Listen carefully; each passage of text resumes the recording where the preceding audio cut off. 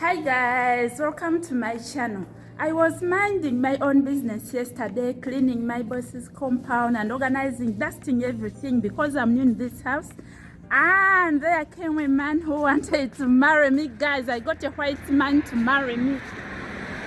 Over here, I got a white man to marry me and I'm still deciding of whether to marry him or not, guys. So, because here I don't fake anything, I'm shooting my real life in Saudi Arabia and I don't fake anything. I give you my life unfiltered. I decided that I should show you this guys so that you decide for me. Should I say yes or no? Should I go with a white man or I go with a black man? Alright, so guys, welcome to my channel. If you are new, consider subscribing. To my old subscribers, you mean a lot to me. Thank you so much. I'm appreciating. I'm really humbled. I really put in my prayers whenever I go in front of God. So thank you so much, guys. Thank you so much. And never subscribe, guys. Okay, let's watch this video. I'm cleaning the compound and this man comes and says he wants to marry me right from the first time. He asked for my number and I gave it out. Yes, because I'm a lady and I know I'm pretty and I have a nice figure. Yes, why not? So watch the video, guys.